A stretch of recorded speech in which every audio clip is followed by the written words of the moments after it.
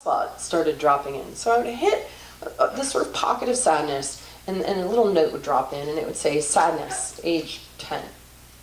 And so I'd say to the person on the table, did something sad happen when you were 10?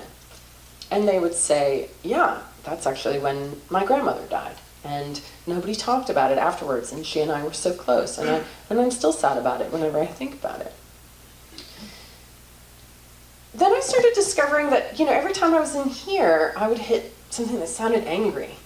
It would have heat and anger, and I'd hit a spot, and all of a sudden the mail slot would open and it would drop in and it would say, anger, age 38.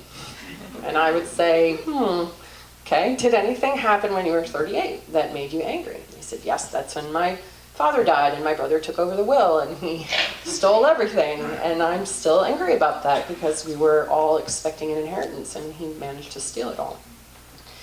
And as time went on, I started making the very curious observation that every emotion that we feel seemed to have its own sort of file drawer around the body. And so not only was I finding this sort of stratification or compartmentalization, but I also observed something with the ages that were dropping in. So I found that if I was out towards the edge of where I was finding information, which was really about 5 or 6 feet away, but it was also the limitations of my room as well.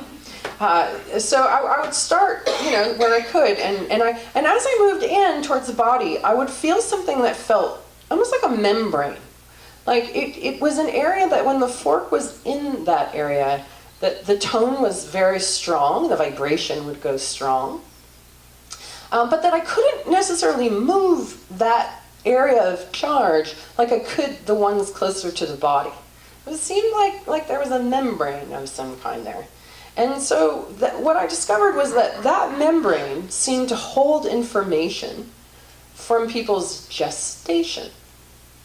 And just inside that, I started getting information about their birth. And if the person that I was working on was 60 years old, I would find information pretty much halfway from that membrane to their body that occurred when they were 30. And I started to observe that kind of everybody had this same structure. As I explored around their body and I hit these different areas, that the age was always the same. Like, if something happened they were 10, it would be, 1/4 of the way away if they were 40. And over time, and it really took a number of years for me to fully map, and it continues to evolve, what I call the Biofield anatomy map. The Biofield anatomy map. And in this sort of hypothesis that I've developed, what we call mind and memory and consciousness are not in here, but rather out here, in our own kind of personal cloud of storage.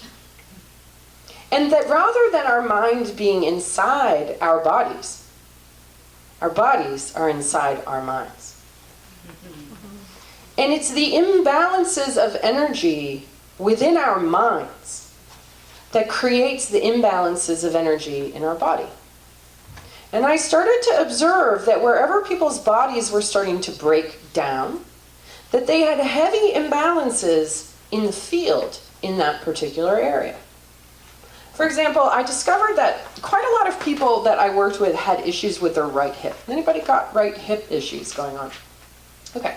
My observation about people who had right hip issues was that they tended to be guilt-driven overdoers.